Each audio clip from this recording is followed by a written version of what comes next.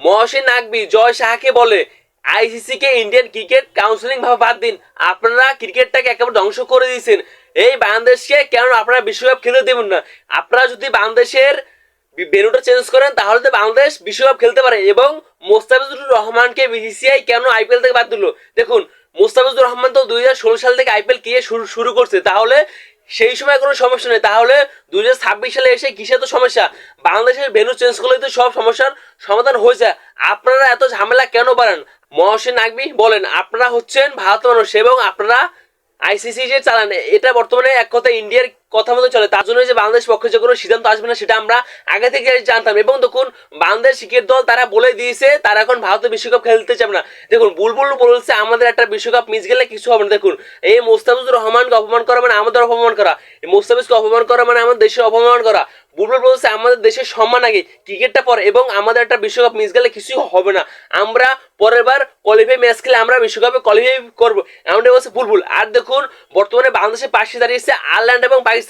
এছাড়া বাংলাদেশের হয়ে কোনো ক্রিকেট দল কথা বলে না। এবং দেখুন, বর্তমানে আমাদের পক্ষে তারা কথা বলছে না, কারণ এখন তারা যদি ইন্ডিয়ার বিপক্ষে এসে কথা বলে তাহলে তারা ক্ষতির মুখে পড়বে। কারণ বর্তমানে আইসিসিটা ভারতের কর্মীরা চালায়, তার জন্য অস্ট্রেলিয়া, ইংল্যান্ড, সাউথ আফ্রিকা এখন আমাদের পক্ষে আসবে না, তারা এখন ভারতের পক্ষে কথা বলবে। এবং দেখুন, আইসিসির যে ভোট হয়েছে সেখানে আমাদের মাত্র 2টা ভোট পেয়েছে, এছাড়া 14টা দেশ ইন্ডিয়াকে ভোট দিয়েছে যাতে আমাদের ভেন্যু চেঞ্জ না হয় এবং আমরা জানি ভারতের বিশ্বকাপ খেলতে চাই। কিন্তু না, আমাদের বুলবুল ক্লিয়ার করে বলছে আমরা এখন ভারতের বিশ্বকাপ খেলতে যাব না এবং আমাদের দেশের সম্মানটাই আগে। এবং মহসিন নাকবি বর্তমানে জয় শাহকে খুব চাপ দিচ্ছে বাংলাদেশের ভেন্যু চেঞ্জ করার জন্য। এবং এই মহসিন নাকবি ভাই বাংলাদেশ ক্রিকেট নিয়ে অনেক ভাবছে, তিনি ভাই ক্লিয়ার করে বলছে বাংলাদেশ বিশ্বকাপ না খেলে আমরা বিশ্বকাপ খেলবো না।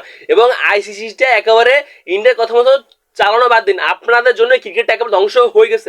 এই মোস্তাফিজকে কেন আপনারা আইপিএল থেকে বাদ দিচ্ছেন? এই মোস্তাফিজকে যদি আইপিএল থেকে আপনারা বাদ না দিতেন তাহলে এত সমস্যা কখনো হতো না, বাংলাদেশ বিশ্বকাপ খেলতে পারতো এবং আমরা বিশ্বকাপ খেলতে পারতাম। এবং দেখুন, আপনারা বর্তমানে মুসলমান তারপর বাংলাদেশি পাকিস্তানি কোনো প্লেয়ারদেরকে কেন বিস্তার দিচ্ছেন না? তারা তো এর আগে আইপিএল খেলছে, ভারতে গিয়ে ম্যাচ খেলছে, তাহলে এখন এত কিসের সমস্যা?